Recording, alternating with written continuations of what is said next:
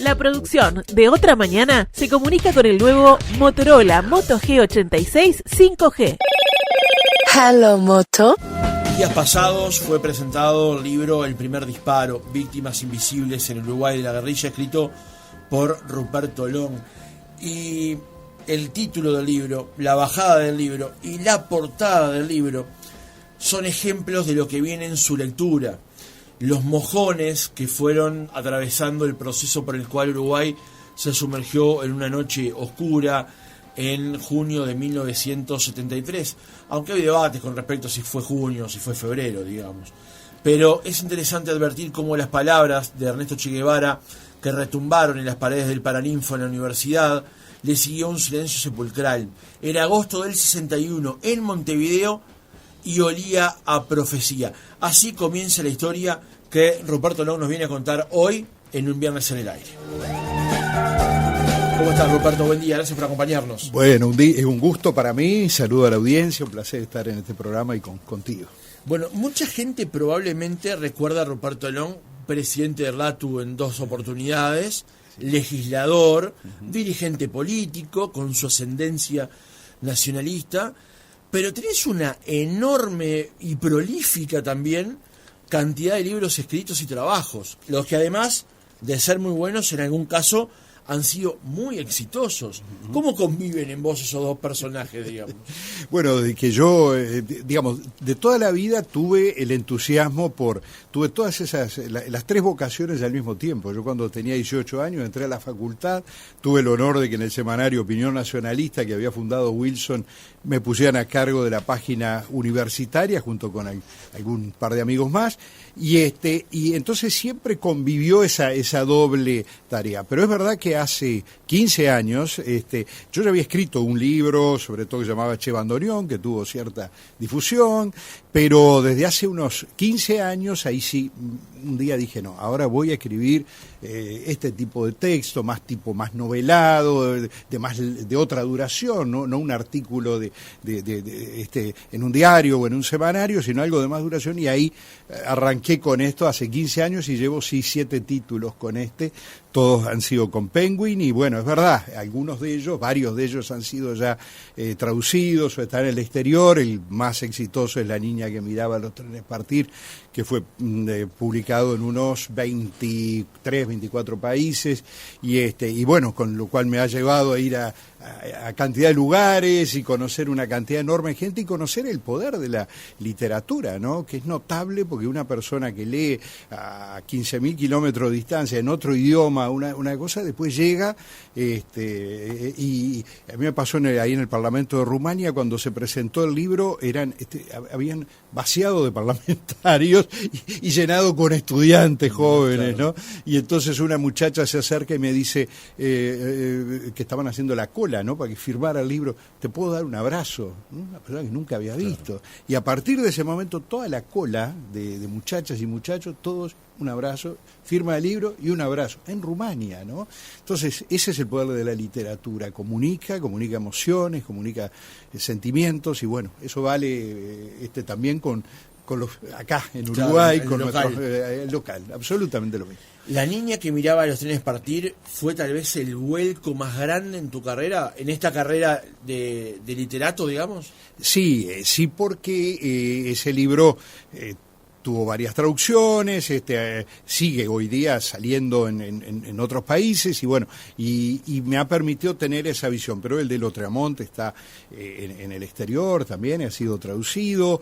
El de Éramos 3 niños es un libro que salió en plena pandemia, de modo que viene en un recorrido más lento, pero está apareciendo, sale en algunos países ahora traducido también, y ya salió en España este mismo año, lo presentamos en varias ciudades de España.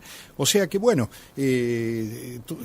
los diversos libros van poniendo algo más, y uno aprende mucho porque conoce gente, conoce opiniones de lectores, y hay que tener siempre la voluntad de aprender algo, y de cada persona y de cada hecho que sucede algo uno se lleva. ¿Te hace ilusión, como se dice en España, que alguno de esos libros, o ese en particular, tuviera una vida audiovisual también?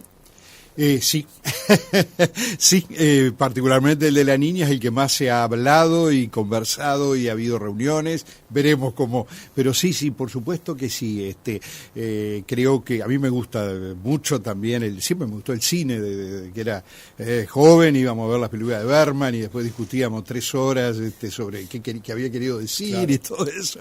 Hoy día las plataformas que todos vemos en la noche, todo eso, ese mundo del cine siempre me resultó también, es otra clave de comunicación, pero también tan rica como la literatura. Entonces, bueno, poder unir las dos cosas y me hace ilusión.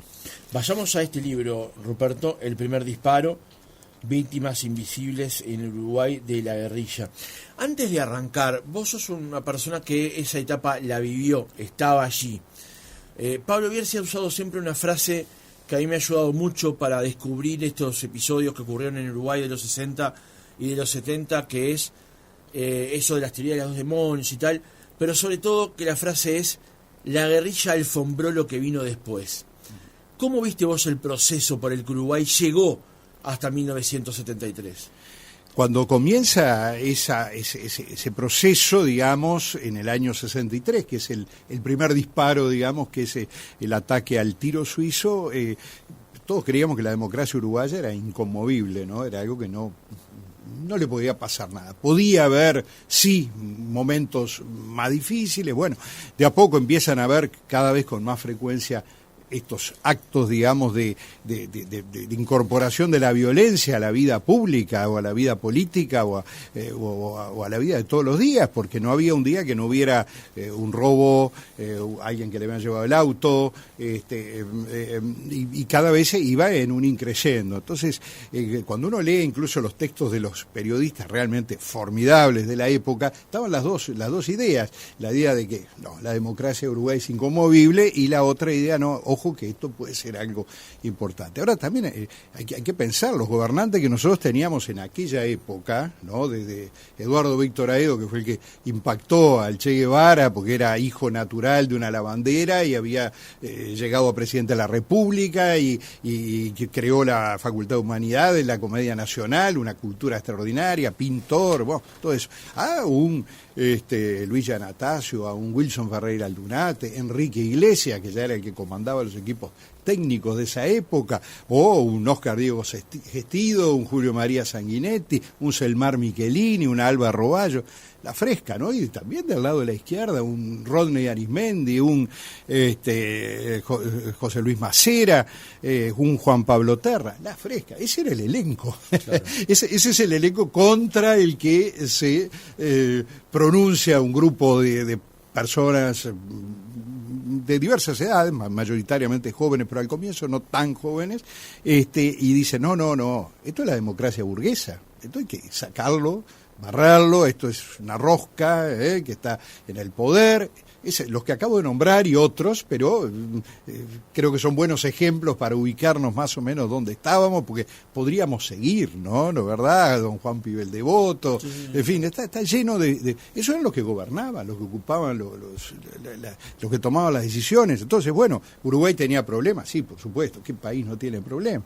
Pero era una democracia, y de las pocas, porque en el mundo las democracias son minoría, la mayor parte de la gente no vive en regímenes democráticos. Entonces, eso es lo que el propio Che Guevara, que no era ni un pacifista ni un defensor de la democracia burguesa, como se le llamaba con mucho desprecio en aquella época, dice, no, esto es lo que ustedes tienen que cuidar. Ustedes tienen lo que no teníamos en Cuba, lo que no teníamos...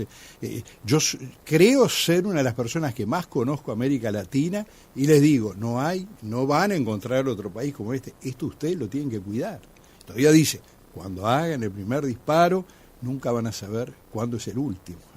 Hoy día todavía estamos con consecuencias directas o indirectas de esas épocas. Sí, lo acabamos de abordar hace minutos nada más, o sea, sí. Hasta el día de hoy llegan las esquirlas de aquel primer disparo, probablemente. Absolutamente, porque usando la frase de Bierzi que tú decías, de que pavimentó, es verdad, es decir, ese Uruguay... relativamente tranquilo, tampoco digo que era todo, no, había problemas, había conflictos sindicales, había huelgas, había cosas, las cosas normales que suceden en una democracia, ¿no? todos la queríamos que era incólume, y de repente se empieza a resquebrajar, y las personas que toman la decisión eran pocas, estamos hablando de cientos o quizás de algún millar, era un número pequeño de gente, no es que fue una manifestación gigantesca, no, era una pequeña parte de la gente que tomó esa decisión, y de pensar que la lucha armada podía conllevar a una sociedad diferente, mejor, de otras características, esto y lo otro, lo cual, por supuesto, nada de eso sucedió. Lo que trajo fue más hechos de violencia, y a la larga esa democracia fue cayendo, debilitando, y finalmente, cuando en el año 72 se produce ya así la derrota de los movimientos militares, los Tupamaros era el principal, pero había otros, ¿no? O PR-33, otros más chicos. Cuando se produce eso, los militares tuvieron la gran oportunidad de decir, hemos cumplido con nuestro deber, fue lo que nos encomendó la Asamblea General hace apenas, además, unos meses, menos de un año. Claro. Lo hemos cumplido en poco tiempo, seguramente con excesos y que esto y que el otro, pero el Uruguay de vuelta está en orden, que siga adelante. No, ahí se despertó, en algunos, no cometo el error de generalizar todo, en algunos militares, hubo muchos militares civilistas que defendieron la democracia, fueron quedando de lado por diversos mecanismos, y finalmente un grupo de militares toma el poder y da el golpe de Estado de junio del 73, formalmente ya se estaba incubando unos meses, pero ya con la guerrilla totalmente finalizada, ¿no? Bueno, esa es la historia, y después entonces tuvimos 10 años de padecimientos viendo suceder esos hechos, y después 11 años y medio más de dictadura, ¿no? O sea que tuvimos 21 años y medio con este tema, ¿no? En el arranque del libro, Ruperto, elegís decir, esta es una obra narrativa que, si bien posee carácter ficcional, ha sido inspirada por hechos reales. ¿Por qué elegiste esta forma para contar los episodios? Porque para mí este periodo es un periodo sensible, delicado, hay que tratarlo con muchísimo cuidado. Yo acá traté de respetar todo lo que tuviera elementos para pensar que era lo más cercano a la verdad, respetarlo, una especie de imperativo ético. Yo acá no puedo ponerme yo a inventar historias. Sí, es verdad, el marco lo permitiría, es un marco muy atractivo para alguien que quiera empezar, pero no, en este caso no. Es bien aquello de Truman Capote, de la novela de no ficción, o sea, tratar de, que es una contradicción, ¿no? Porque uno en la novela pone elementos de emociones, de diálogos, que es imposible saber cómo fueron, lo que la persona sentía en ese momento. También es imposible saber exactamente lo que la persona pensaba o sentía, pero siempre tratando de respetar. Incluso yo acá no voy al detalle, a pesar que hoy día se sabe todo, quién en tal hecho, quién fue el que disparó el gatillo y quién fue el otro, porque de repente era un muchacho de 20 pocos años, 20 años, que lo habían reclutado o algo. Sí, en algunos casos se señala quién era el ejecutivo, la cúpula máxima del movimiento en ese momento, cuando se tomó esa decisión. Bueno, porque evidentemente ahí sí hay otro grado de decisión, pero no es algo para... yo lo que quisiera que esto despertara es el afán de valorar lo que es una democracia y no caer nunca más en la violencia, en la política, ¿no? Ahora, imagino que debe ser un ejercicio muy interesante el siguiente, porque yo puedo escribir sobre la incursión de Doolittle, pero no estuve ahí. Uh-huh. La diferencia es que vos escribís este libro contándolo de esta manera, que elegís contar los episodios, habiendo estado ahí. Es difícil a veces hacer una narrativa, y qué ejercicio difícil es no contaminarlo incluso con la mirada que yo pueda tener sobre esos hechos, y solamente contar los hechos. Sí, yo al inicio de cada parte hay 1 o 2 carillas que son totalmente personales, como una especie de recuerdo personal, evocación de lo que yo en aquel momento recordaba o vivía. Al comienzo yo era chico, justamente los primeros hechos ocurren en Colonia, que era mi departamento, de modo que tenía ciertas vivencias de la zona por lo menos y del lugar, pero trato de que eso sea más bien como una especie de nota para que quien lo lee vea que hay una cierta intimidad acá en esto, hay un cierto calor de vida personal. Luego, cuando paso ya al desarrollo del capítulo... Claro, por eso, lográs separarlo, digamos, sí, lográs separar lo personal de lo que pasó o de cómo elegís contar lo que pasó, digamos. Sí, cuando relato esos arranques de cada cosa, hablo en primera persona, porque lo que yo viví, incluso en contacto, yo conocía muchas de esas personas de cerca, a muchísimos, a Wilson muy notoriamente, pero no solo a él, también cuento una anécdota que me pasaba con José Luis Macera, el diputado del Partido Comunista y profesor de la Facultad de Ingeniería, y con el cual tuve una excelente relación. Cuento otras historias de otras personas que eran conocidas en aquellos tiempos que tuve el honor de estar. Ahora, la digresión, pero el data center lleva el nombre justamente de Macera, tal vez un personaje que debe ser incluso más reconocido de su trayectoria, ¿no? Sí, ahí yo era el delegado estudiantil de ese año, ahí en la FEU, había sido elegido. Entonces, como vivíamos en asambleas y en manifestaciones y cosas, para defender la democracia y todo eso, a mí me tocaba el no muy gran honor de tener que ir a decirle a Macera, mire, otra vez vamos a suspender su clase. Y a él no le gustaba nada, y me lo decía, además ponía una cara y se ponía medio malo el amigo, diciendo, está muy bien, hay que defender la democracia, pero ustedes también tienen que estudiar y tienen que formarse, o sea, ese grado de compromiso con lo que se hacía, con mantener el Uruguay funcionando, que era la mejor forma de evitar males futuros, que es lo que mucha gente no entendía, y a veces nosotros los estudiantes de aquella época también de alguna forma nos plegábamos, armábamos toda clase de barullo que evidentemente no siempre contribuían a mantener el Uruguay funcionando, ¿no? Hay un capítulo que es la tercera parte que se llama La soberbia armada, que arranca en la página 73, y acá vos elegís 3 frases distintas para darle contexto a lo que viene. Y me parecen de un contraste brutal, pero absolutamente brutal. Lo voy a leer tan como están y te pido una reflexión sobre eso. La primera frase es: tiene más poder un revólver 38 con 6 balas que la Constitución de la República. Frase de Raúl Sendic en una carta a Rodríguez Belletti. Después: es la cosa más linda entrar a un banco con una 45 así de grande. Todo el mundo te respeta. José Mujica en diálogo con Emil Kusturica. Y después una frase de Wilson Ferreira Aldunate de 1969 que dice: la fuerza no está en el arma de fuego, hay cosas que pueden más que todas las armas de fuego juntas, y una de ellas es la dignidad de un montón de hombres libres. ¿Por qué elegiste ese contraste?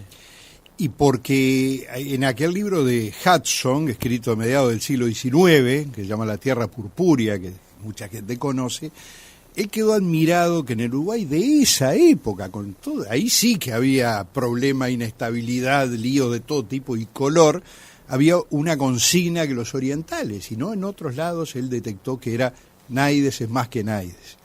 Entonces, cuando uno empieza a pensar que por tener un arma, un fierro, como le llamaba, estar calzado con un fierro, uno es más que otro y puede imponer a otro otra cosa diferente de la que el otro piensa, ahí estamos con un problema grave. Eso tiene intrínseca una actitud de soberbia, ¿no? ¿Verdad? Es decir, no, yo soy más poderoso que vos. Vos pensás una cosa, yo pienso otra, pero yo tengo un arma.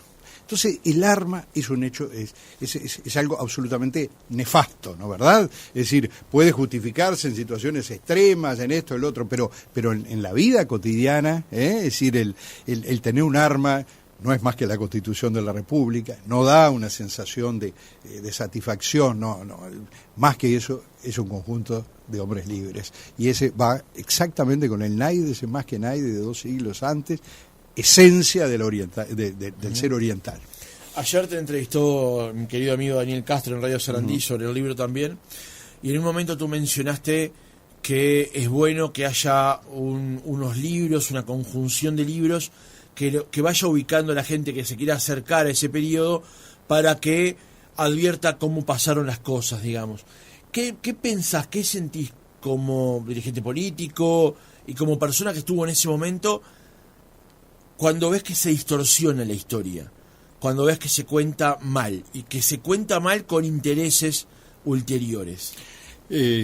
Dos cosas. Una, me duele mucho por toda la gente que vivió esos hechos y que de alguna forma se la está casi despreciando, ¿no? Es decir, se la está menospreciando. Acá aparecen muchos de estas personas, el chofer de Cutsa, venido de Galicia, que vivía en La Teja con 1000 sacrificios, que le abre la puerta a una persona y la persona termina después matándolo, ¿no? Y así podemos recordar infinidad, el burgueño, el hombre de Pando, Hilaria Quirino, la mujer que la limpiadora del bowling, y bueno, uno tras otro esta gente, bueno, y esa gente no existe, esa gente no tiene voz, no tenía rostro, no tenía familia, no puede ser. Entonces no podemos embellecer y darle un color a esa historia como que nada de eso existió, de eso no se puede hablar, porque hay que engrandecer, bueno, no puede ser. Entonces eso me da mucha indignación. La otra cosa ya la digo como, no ya por mí, lo digo como abuelo, lo digo por los que vendrán, todo pueblo que se olvida de lo que le pasó está condenado a repetirlo, ¿no? La frase esa que tiene muchos años de historia y se ha comprobado tantas veces. Bueno, nosotros no nos volvamos a creer de que la democracia nuestra es lo más sólido que hay, porque basta mirar el globo terráqueo para darnos cuenta que las democracias son pocas y frágiles. Entonces, no nos creamos que es así. Entonces, no embellezcamos un periodo en el cual la fuerza estaba dada en un arma. Eso fue evidentemente una anomalía. Uno puede ser respetuoso. Yo acá recojo varias historias de jóvenes que se entusiasmaron con eso. Algunos los pude conocer y ahí está narrado como Luis Alemany o Luis Nieto, gran escritor además ahora, y Luis Alemany, gran pensador y filósofo, como todo el proceso de la ilusión inicial y luego cómo empiezan a ver esos hechos. Y un día Luis Nieto se encuentra con lo que le pasa a Roque Arteche. Roque Arteche era un gambusa, aquí de paso el término bastante poco simpático, para los presos comunes que el MLN iba incorporando, porque le servía, gente que sabía manejar armas, que tenía un manejo de la violencia muy natural, llamémosle así, los iba incorporando. Pero un día a este hombre deciden ejecutarlo por diversas razones que no vienen ahora al caso. El solo hecho de eso, bueno, a él lo marcó eso y otras cosas. Al final Luis Nieto renuncia y se va, ¿no?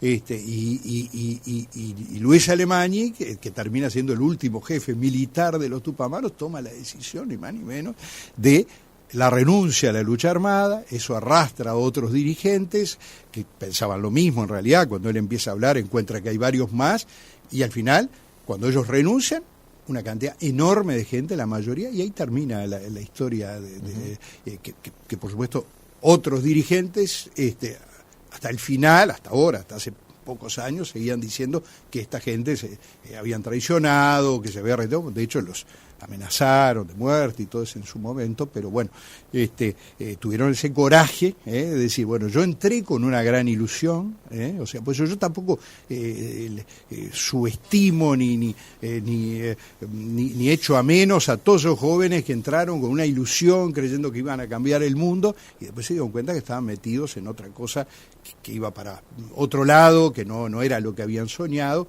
pero que tuvieron después el coraje de sencillar y ayudar a terminar con eso. Eso vale mucho. Ahora que mencionabas el tema de la democracia, recuerdo el libro de Tomás Lin, que lo entrevistamos hace un tiempo, y me preocupaba el título, y más me preocupaba la bajada del título, porque el título del libro es El asedio a la democracia, y la bajada es Y el poco interés en defenderla, ¿no? Si uno advierte los países del mundo donde hay democracias plenas y cómo funcionan y cómo se ha ido deteriorando, e incluso, para decirlo sin ambajes, Estados Unidos es una democracia que está deteriorada, ¿no? Cada vez es más difícil encontrar países que tengan los mismos valores y cimientos democráticos que tenemos hoy nosotros, ¿no? Por igual es un activo eso. Absolutamente, ahí recomiendo ese estudio que hizo el Economist, la revista, que clasifica a todas las democracias urbanas, lo ubica en la parte de más arriba, incluso más arriba que una cantidad de otros países importantes, ¿no? O sea, realmente es un activo muy importante. Ahora es un activo muy frágil, eso es lo que tenemos que haber aprendido, y que es imperfecta, esa es otra cosa, ¿no? Para que la democracia exista tiene que estar todo bárbaro y tenemos que estar todos bárbaros. No, lo que la democracia nos da es la posibilidad de ir mejorando pasito a pasito, porque otra cosa que hay que darse cuenta, que no existen esos cambios gigantescos, que todo de un día para otro. No, es el esfuerzo, igual que un ser humano.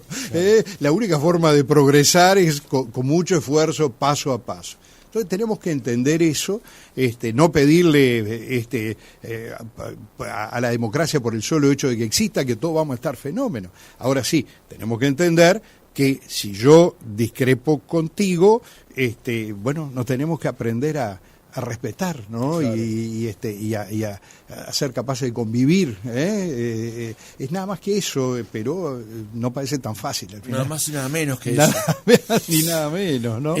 Una de las muertes más recordadas por todo lo que implicó es la de Pascasio Báez, su secuestro y posterior muerte, ¿no?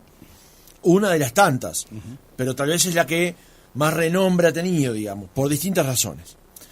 Esto está contenido en el libro, está analizado en el libro, hay una aproximación hacia los episodios.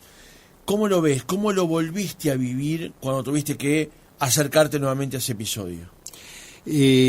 Ahí tuve una extraordinaria ayuda en la horas y horas de charla con la hermana de Pascasio Báez, con Esther Báez Mena, con la que me dio un poco la imagen de eso del lado de adentro, cómo era la familia, porque después se han dicho de toda clase de cosas y a veces para justificar el crimen se han dicho cosas terribles del propio Pascasio, ¿no? Del pobre Pascasio. No, era un hombre joven, de 40 y pico de años, que era el horcón del medio de la familia, es decir, un poco los padres que laburantes de toda la vida, pero gente muy humilde, que vivía en una casita muy pequeña, ahí vivía Pascasio también, hasta que encuentra a su pareja, que era Alejandrina, y ahí se mudan a media cuadra, porque él quería estar siempre cerca de su familia. Era un hombre que vivía de changas, pero era un tipo muy habilidoso, lo dicen también los propios, varios de los secuestradores de los tupamaros que estuvieron con él, dicen, no, estaban divididos, los que estaban con él cerca decían, no, este tipo tiene esa inteligencia natural del hombre a veces hecho en la campaña, pero que va juntando ideas a lo largo del tiempo de aquí y de allá. Entonces era yo diría un muy típico representante del campo uruguayo, ¿no? ¿Verdad? En todo sentido, ¿no? Y que era un tipo muy cálido, pues eso llama enseguida la atención. Él salía a hacer una changa, a veces no volvía ese mismo día porque no le daba, pero al otro día ya volvía, se reportaba, no era que se desapareciera. Entonces, bueno, inmediatamente generó la esposa justo había tenido un accidente, que andaba con problemas, tuvo un accidente, estaba internada en el hospital de Pan de Azúcar, era el único que la asistía, de modo que ella en definitiva termina muriendo prácticamente al otro día que muere Pascasio Báez, a pesar que no se sabía, ¿no? Porque al quedar sola, eso le agudizó rápidamente su problema, el accidente que había tenido y su enfermedad.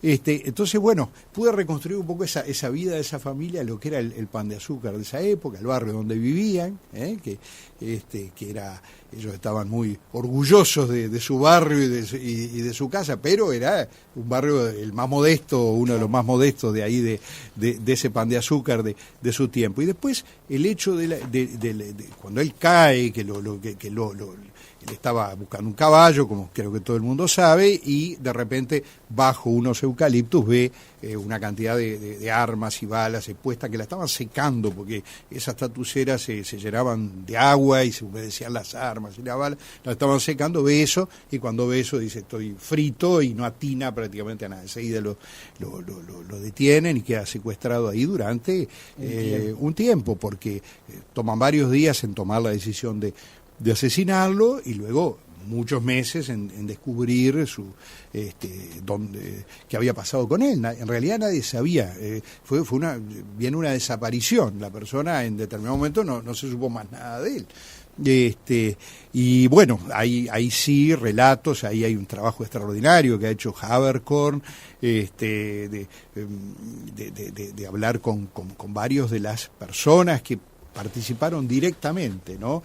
Algunos que los tuvieron que sacar de ahí, porque no permitían que lo mataran a Pascasio Báez. Eso sí están con nombre propio, con el nombre de pila por lo menos, porque me merecen un claro reconocimiento. Los tuvieron que sacar, tuvieron que mandar un vehículo desde Montevideo y sacarlo de la tatucera esta Caraguatá, y de la estancia ese Spartacus, para poder ejecutar, porque uno de ellos tomó una granada y amenazó a los otros que si lo mataban a Pascasio Báez, él hacía un desastre, ¿no?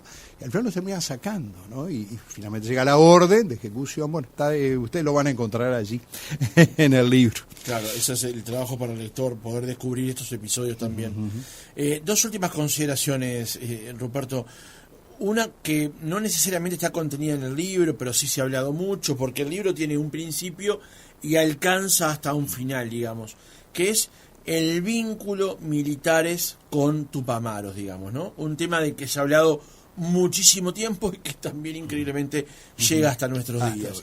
¿Qué ves con respecto a eso? ¿Qué mirada tenés con respecto a eso? Bueno, ese es un hecho increíble, es con el que abre el libro y casi con el que cierra. Después está ese coletazo de la decisión del 74 de los renunciantes de abandonar la lucha armada, que es realmente el final, el último disparo, digamos, simbólico, ¿no? Pero entre medio sucede ese hecho en el 72. Para el oyente, ya en junio del 72 aproximadamente, después de lo sucedido en abril, que es el comienzo de las hostilidades por parte de los Tupamaros el 14 de abril, y luego se produce otros episodios. El más notorio es el del 18 de mayo, el de los 4 soldados de la calle Abacú. Bueno, los Tupamaros han sido derrotados militarmente, y también desde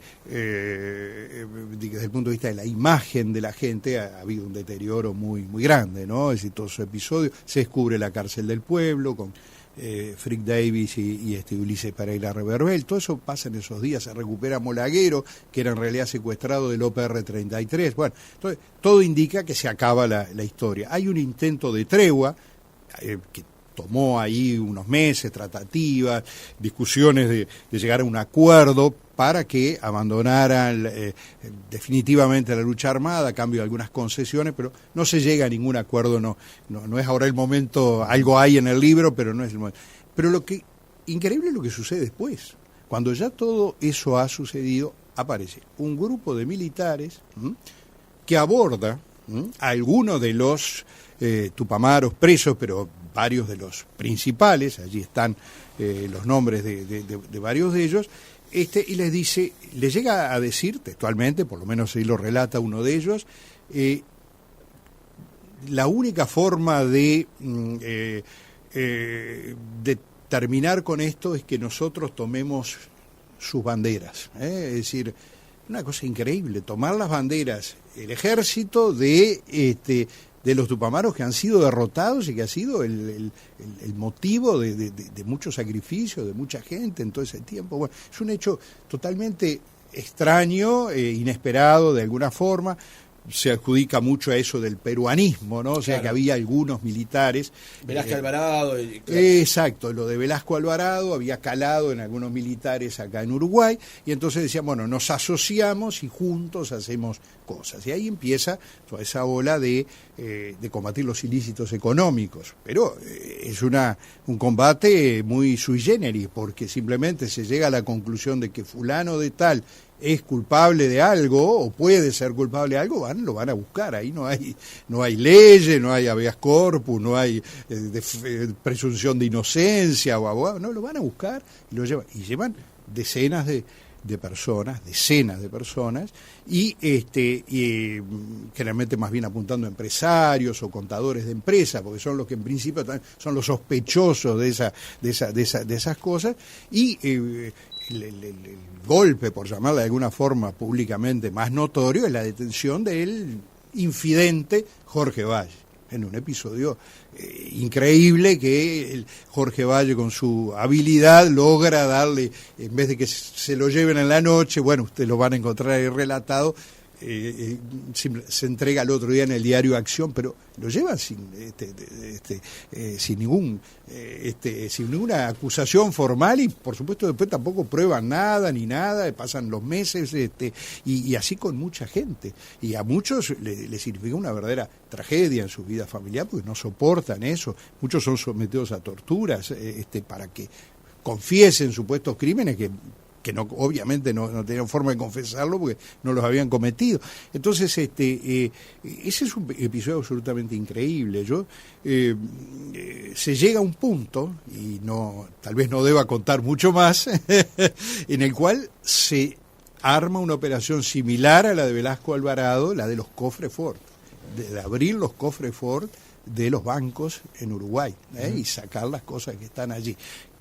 Quiero repetir lo que dije al comienzo para que no se malinterprete. Esto fue una especie de acuerdo, llamémosle, no sé qué nombre se le puede dar, entre algunos militares y algunos tupamaros, donde hay sí figuras importantes, pero no es un acuerdo entre todas las fuerzas armadas y todas. Exactamente, claro. No quiero que se me malinterprete. Ahora, ese es un episodio absolutamente increíble, ya sobre el final de la historia, en fin, que realmente es muy difícil de explicar, salvo, reitero, con esas cuestiones del peruanismo y que el otro, ¿no? Compren el libro, léanlo, porque ahí van a poder abordar todo esto que Ruperto ahora sobrevoló en esta última respuesta. Quería hacerte una última pregunta para cerrar el reportaje, que es que a veces las sociedades atraviesan determinados procesos, determinados momentos, y no saben qué es lo que está anidando en esa misma sociedad. ¿Qué pasó en la sociedad uruguaya de los 60 y de los 70 que vio crecer y desarrollar a unos grupos armados, terroristas, llámenle como quieran, y que después no logró a tiempo defender esa democracia tampoco? ¿Qué es lo que pasaba en esa sociedad? Obviamente que no es sencillo explicarlo, porque fenómenos similares, evidentemente en ese momento hubo como un auge de la idea de que había un atajo para lograr cambios en la sociedad sustanciales de un día para otro y en forma muy drástica, muy abrupta, y también una convicción de que todo lo que había no servía para nada, ¿no? ¿Verdad? Por eso esas palabras que en aquel momento eran absolutamente frecuentes, hoy llama la atención democracia burguesa. No, eso es la democracia burguesa, era el parlamento, todo lo que hoy consideramos muy valioso en aquella momento, no, es la democracia burguesa. Esto es una nueva democracia, ¿cómo va a ser? Ahora, eso pasó en toda América Latina, pero pasó en Europa, pasó en Alemania, es decir, el grupo Baader-Meinhof es un grupo que exactamente en el mismo tiempo, y pasó en Italia con las Brigadas Rojas, y pasó en una cantidad, en España con la ETA, por supuesto. O sea, había en el mundo una convicción de que eso se podía lograr fácilmente y que todo otro era desechable, que no valía demasiado, ¿no? Bueno, yo quiero creer que todo lo que pasó, y por eso es que no debemos caer en idealizar y romantizar esa época, porque fue todo lo contrario, nos deberían demostrar primero que era muy frágil lo que teníamos, pero que era muy valioso y que era muy difícil encontrar algo sustancialmente mejor y que ese atajo no funcionaba, ¿no? Pero reitero, lo tomaron países donde, bueno, donde uno no puede decir, bueno, había graves problemas económicos y sociales que en Alemania Federal en esa época, no, por favor, ¿no? No se puede decir eso, ¿no? Entonces, sin embargo, en todos se despertó. Sin duda, lo de Cuba tuvo un efecto increíble, propagador increíble, ese hecho de que en forma relativamente rápida un grupo de personas llegara al poder e instaurara un nuevo régimen. En aquel momento no sabía cómo una dictadura para destronar a otra dictadura, ¿no? O un grupo de jóvenes para destronar una dictadura que luego se transformó en una dictadura también, ¿no? Yo creo que sí, que ese es un poco el proceso. Quizá en aquel momento esos jóvenes no pensaban, pero después que llegaron arriba, instauraron una dictadura. Esa es la verdad y bueno, la prueba está hasta hoy día, ¿no? Ruperto Long, autor del primer disparo, Víctimas Invisibles en Uruguay de la guerrilla, gracias por haber estado otra mañana con nosotros. No, ha sido un placer, como siempre, estar contigo acá.